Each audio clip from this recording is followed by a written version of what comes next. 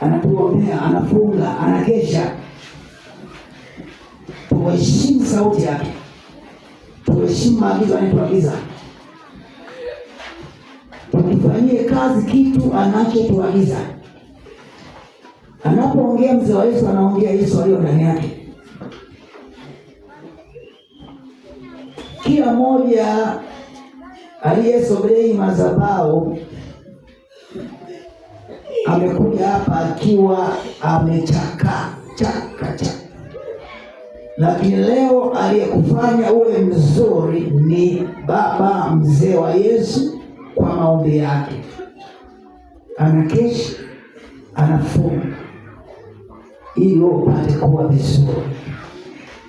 Iko haki kabisa kuitii sauti ya Yesu wake aliyo ndani yake. Anapoongea kupitia yeye, tufuate vile kama anavyotuagiza. Tupige makofi makubwa.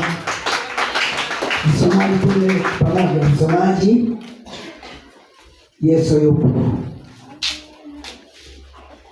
Katika ulimwengu wa roho, katika ulimwengu wa roho mkato, kila madhabahu hufanya kazi kwa sadaka. Katika ulimwengu wa roho, kila madhabahu hufanya kazi kwa sadaka.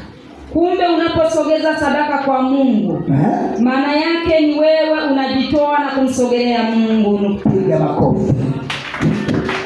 Unapotoa sadaka, ni wewe mwenyewe unamsogelea Mungu. Kwa sadaka unapomtolea Bwana Yesu wako, unaisogeza kwake, unamkaribia yeye. Na kama utamkaribia yeye, hakuna mashambulizi atakayokufuata, hakuna adui atakayokufuata.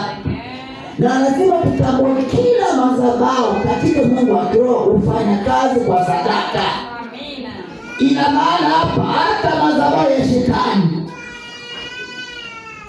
inapoleta maulani kwa watu, nguvu yako hupatikana kwa sadaka.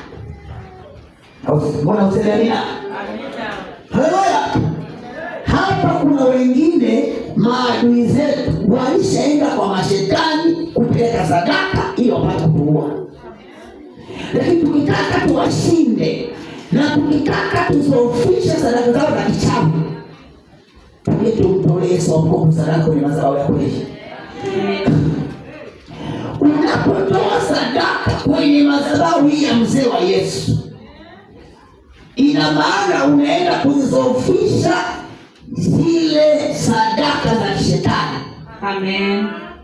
Hata kama kuna adui alienda kwa mganga wa kienyeji akaambiwa leta kitu fulani hiyo akuwe wewe, sasa utakapogundua si ya kumtolea sadaka Yesu Mungu kwenye madhabahu yake, ina maana yule aliyekutengenezea mauaji kwa njia ya sadaka ya kichawi hata kuweza.